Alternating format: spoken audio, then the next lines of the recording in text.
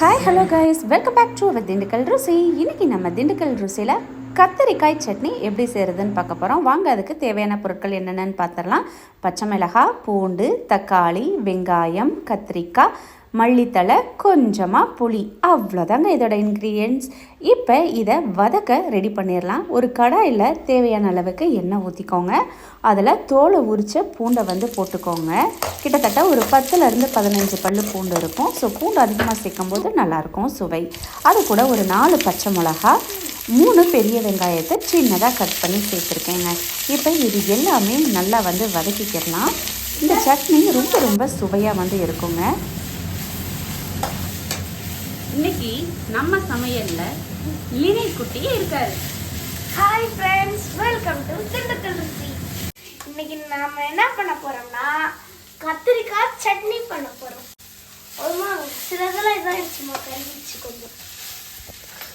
கொஞ்சம் கலர் மாறினோடனே தம்பிக்கு கொஞ்சம் கருகிருச்சோன்னு பயம் வந்துருச்சு. ஸோ ரொம்ப கருகலை, லைட்டாக பிடிச்சிருக்கு. இப்போ இந்த அளவுக்கு வதங்கின அப்புறம் கட் பண்ணி வச்சுருக்கிற கத்திரிக்காய், தக்காளி, கொத்தமல்லி தழை, கூடவே கொஞ்சமாக கல்லுப்பு, இப்போ இது எல்லாத்தையும் சேர்த்து நல்லா வதக்கிக்கிறலாம். இதை நீங்கள் தனித்தனியாகவும் வேணாலும் வதக்கிக்கிறலாம், மொத்தமாக போட்டும் வதக்கிக்கிறலாம். ஆனால் ஈஸியாக சீக்கிரமாக வதங்கிருங்க. இப்போ இது நல்லா வதங்கிடணும். தக்காளியில் நல்ல மசிய இருக்கணும். இப்போ இந்த ஸ்டேஜில் 2 ஸ்பூன் தனியாத்தூள், 1 ஸ்பூன் தனி மிளகாய்த்தூள் சேர்த்து வதக்கிக்கிறலாம். இந்த மாதிரி மசாலா போட்டு வதக்கி நம்ம செய்யும்போது இதனுடைய சுவை இன்னும் அதிகமாகவே இருக்குங்க. நல்லா வதக்கிட்டோம் அப்படின்னா நமக்கு பச்சை வாசனையும் இருக்காது. இப்போ இந்த ஸ்டேஜில் புளி சேர்த்துட்டு அடுப்பை ஆஃப் பண்ணிவிட்டு ஆற விட்டுறலாம். ஆற வச்ச அப்புறம் நம்ம அதுக்கப்புறம் அரைக்க ஆரம்பிச்சிடலாம். பாருங்கள், இந்த மாதிரி நல்லா வதங்கியிருக்கணும். கத்திரிக்காய் நல்லா வதங்கியிருந்தால் தான் நமக்கு பச்சை வாசனை இருக்காது. இப்போ ஆறிடுச்சுங்க. ஆறினதை நம்ம மிக்சர் ஜாரில் போட்டு குறப்பாக அரைச்சிக்கணும். ரொம்ப நைஸாக அரைக்கக்கூடாது. வலுவலுன்னு இருந்ததுன்னா சுவை வேறு மாதிரி இருக்கும். அதனால தான் குறப்பாக அரைக்க சொல்கிறேன். ஸோ இந்த மாதிரி அரைக்கிறதுலையும் நமக்கு டேஸ்ட் வேரி ஆகுங்க. நம்ம தாளிப்பை ரெடி பண்ணிடலாம்.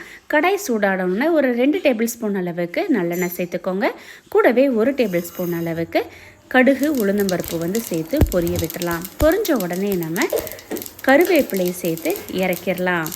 இது கூட நீங்கள் வரமிளகாய் சேர்த்து பிடிச்சிருந்தால் நீங்கள் ஆட் பண்ணிக்கலாம். காரம் போதுமானதுனால நான் சேர்க்கலை. பாருங்கள், இந்த மாதிரி சட்னி இருக்கணும். இப்போ சட்னி இது கூட சேர்த்து தாளிப்போடு சேர்த்து நம்ம நல்லா மிக்ஸ் பண்ணிடலாம். ரொம்ப கொதிக்க விடக்கூடாதுங்க, டேஸ்ட்டு மாறிடும். இதை அப்படியே பெரட்டி நம்ம சாதத்து கூட போட்டு சாப்பிட்டாலும் செம்ம சூப்பரான காம்பினேஷனில் டேஸ்ட்டாக இருக்குங்க. தோசை, இட்லிக்கு சூப்பராக இருக்கும். ஈஸியாக கத்திரிக்காய் சாப்பிடாதவங்க கூட இந்த சட்னியை ரொம்ப விரும்பி சாப்பிடுவாங்க. இவ்வளோ சிம்பிளான சட்னி, ரொம்ப டேஸ்டான சட்னி. நீங்களும் உங்கள் வீட்டில் ட்ரை பண்ணி பாருங்கள்.